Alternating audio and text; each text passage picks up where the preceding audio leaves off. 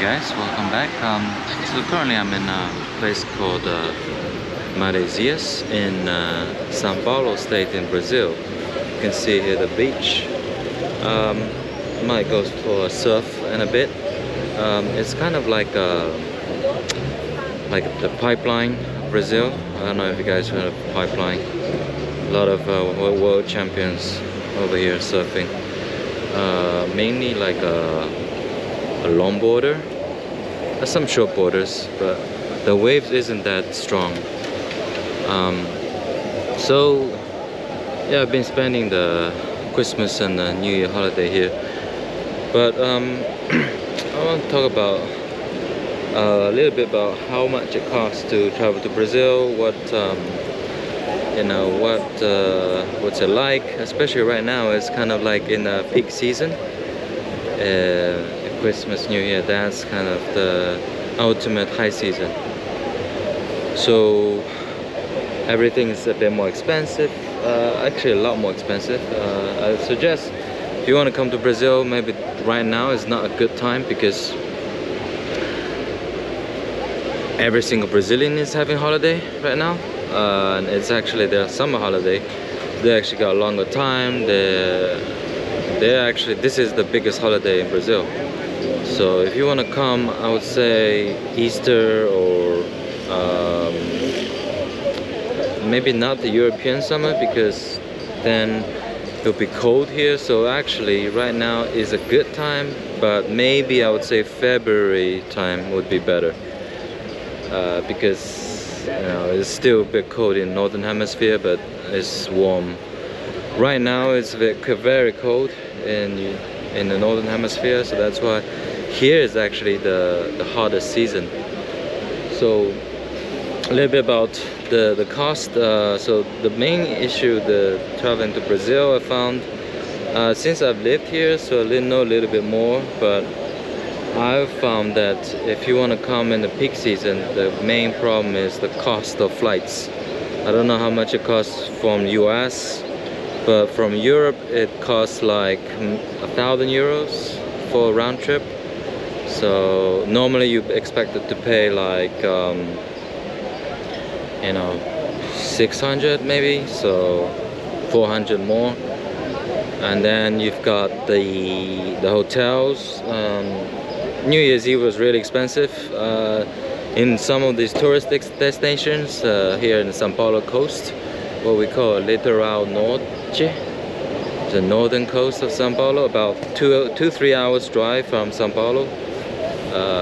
The hotels around a 3-star hotel, you're looking at around 150 bucks a night. So it's quite expensive. It's 150 bucks in Thailand. You can get a really nice 4-star hotel in Bangkok or in Samui, things like that. But yeah, Brazil is a lot more expensive, even though the currency has depreciated a lot.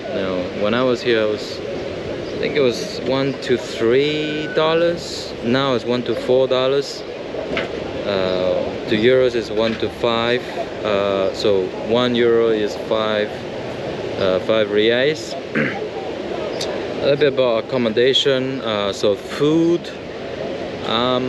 Food isn't that bad, because food depends where you go. If you're going to touristic places, you're looking at per person. You're looking at maybe 100 reais per person.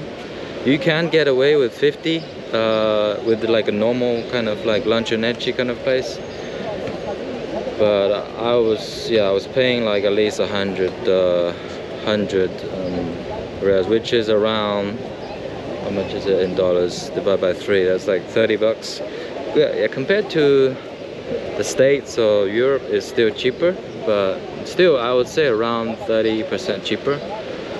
But right now it's actually the top season. But if you want to escape the winter, this is actually the best time as well. So yeah, so pros and cons. Where should you travel? If you're flying, I would say most people fly into either Sao Paulo or Rio. Sao Paulo, here there's a couple of beaches. So for example, this one It's called Maresias. It's kind of like renowned for surfing in Brazil. There was a surfing champion here, world champion, who surfed here all the time, called Gabriel Medina or something. But I actually think that the waves here aren't that big. They are pretty small right now, if you see. So it's for beginners. If you got a coach, you see a beginning over there, it's still pretty good. Yeah, like you don't see many people surfing as well. The lineup is very little. I mean, there's some people more over there. They're like, I think those guys are more like pros. Those guys quite advanced. So I would say if you're a beginner, like just surf along, like in the beginner area, maybe over there, and you'd use a longboarder. So there's a couple of beaches around here. There's one called Toki Toki. That's actually got some waves.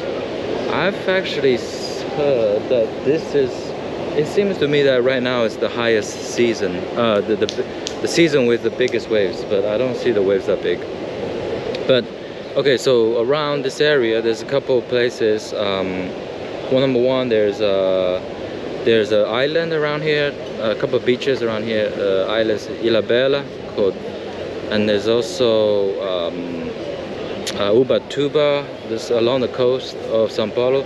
You go up to San Jose dos Campos and then you come down the hills.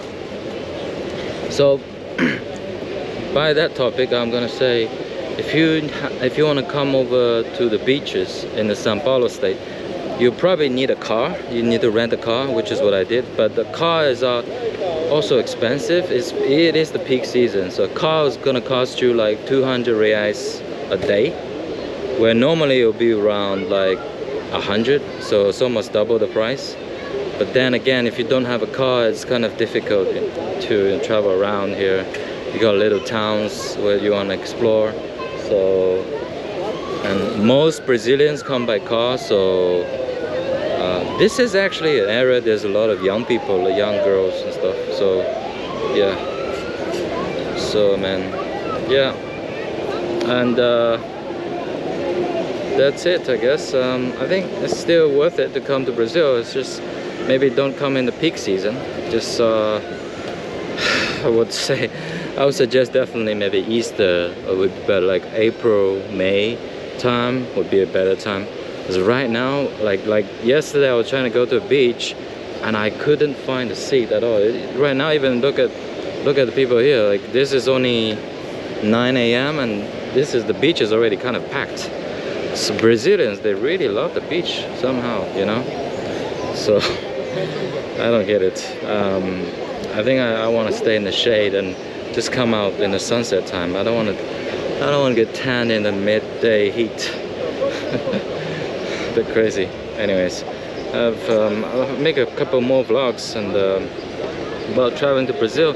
What's it like? As I actually had to do something here, but side tip is there's a couple places around here to visit.